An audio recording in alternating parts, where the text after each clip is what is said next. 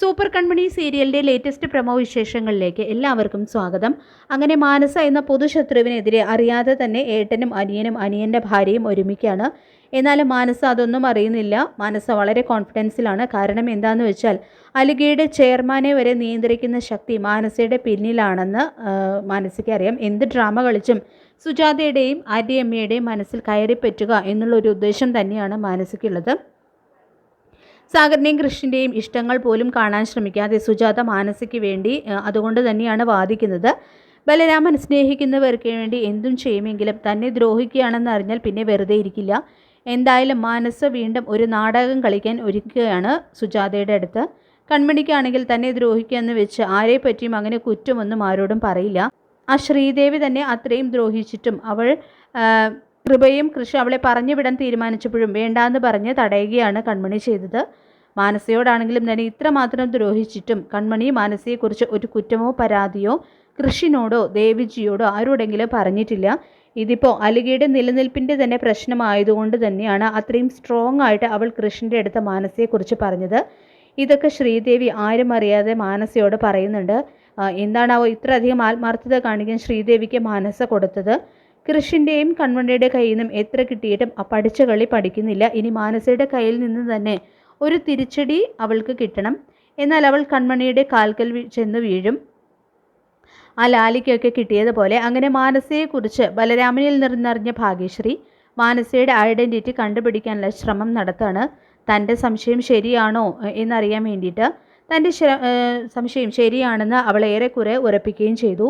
തൻ്റെ ഏട്ടനെ ചതിക്കാനാണ് അവൾ പുറകെ കൂടിയിരിക്കുന്നത് എന്ന് ഭാഗ്യശ്രീക്ക് മനസ്സിലാവുന്നു. ഭാഗ്യശ്രീ എന്ന ആത്മാർത്ഥതയും സ്നേഹവും നന്മയുള്ള ഒരു അനിയത്തി ബലരാമന് കിട്ടിയത് ഏതായാലും നന്നായി. അല്ലെങ്കിൽ അയാൾ തീർച്ചയായിട്ടും മാനസയുടെ പിടിയിൽ പെട്ടേനെ. ശ്രീദേവി പറഞ്ഞതുകൊണ്ട് തന്നെ മാനസ കമ്പനിയിൽ റീജോയിൻ ചെയ്യാനായിട്ട് മടി കാണിക്കുകയാണ്. ആദ്യം അവൾ എത്രമാത്രം അതിനാഗ്രഹിച്ചോ ഇപ്പോൾ നേരെ എതിരായിരിക്കുകയാണ്. കാരണം കമ്പനിയിൽ ചെന്നാൽ ദേവിജി ഉൾപ്പെടെ കൺമണിയും കൃഷ്ണൻ തന്നെ കുടയും എന്നുള്ള കാര്യം ശ്രീദേവിക്കറിയാം. എന്നാൽ അവൾക്ക് കമ്പനിയിൽ ചാർജ് എടുത്തേ പറ്റൂ. എന്നാലല്ലേ കമ്പനിയെ തകർക്കാനായിട്ട് കഴിയും. അതിനായിട്ട് കമ്പനിയിൽ ചാർജ് എടുത്താലും തന്നെ ആരും കുറ്റപ്പെടുത്തുകയും ചെയ്യരുത്. അതിനായിട്ട് ഒരു മുഴം മുമ്പേ എറിയാണ് ശ്രീദേവി. സുജാതയെ വിളിച്ച് കരഞ്ഞിട്ട് കൺമണിയോട് ഇനിയും എന്നെ ഉപദ്രവിക്കരുത് പറയണമെന്ന് ആൻറ്റിന്ന് പറയാണ്. ഇത് കേട്ട് സുജാത എന്താണ് സംഭവങ്ങളെന്ന് വ്യക്തമായിട്ട് മനസ്സിലാക്കാതെ മാനസയ്ക്ക് വാക്ക് കൊടുക്കുകയാണ്. എന്തിനും ഏതിനും ഈ ആൻറ്റി ഉണ്ടാകും മോളുടെ കൂടെ എന്നും പറയുന്നു. ഇത് കേട്ട് താൻ എല്ലാം കൊണ്ടും ജയിച്ചു എന്നുള്ളൊരു തോന്നൽ കൊണ്ട് ഗൂഢമായിട്ട് ചിരിക്കുകയാണ് മാനസ ചെയ്യുന്നത്. മാനസയെ കൃഷി വിളിച്ച് കമ്പനിയിലേക്ക് വരാനും നീ ഇങ്ങോട്ട് വന്നില്ലെങ്കിൽ ഞങ്ങൾ അങ്ങോട്ട് വരാമെന്നും പറയുന്നു. ഭാഗ്യശ്രീ ആണെങ്കിൽ ബലരാമൻ വീട്ടിൽ വരാനായിട്ട് കാത്തിരിക്കുകയാണ്. മാനസയെക്കുറിച്ചുള്ള സത്യാവസ്ഥ പറയാണ്.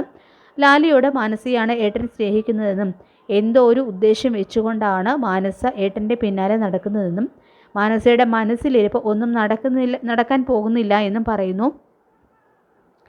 മാനസ പഠിച്ച സ്കൂളിലെ ഹെഡ് മാഷാണ് ഏട്ടനെന്നും അവളെ അതൊന്ന് പഠിപ്പിക്കണമെന്നും എല്ലാം പറഞ്ഞതിന് ശേഷം ഭാഗ്യശ്രീ ബലരാമനോട് പറയുന്നുണ്ട്. അങ്ങനെ മാനസയെ മുറുക്കാനുള്ള കുരുക്കുമായിട്ട് ബലരാമൻ ഇറങ്ങി പുറപ്പെടുകയാണ് കേട്ടോ ചെയ്യുന്നത്.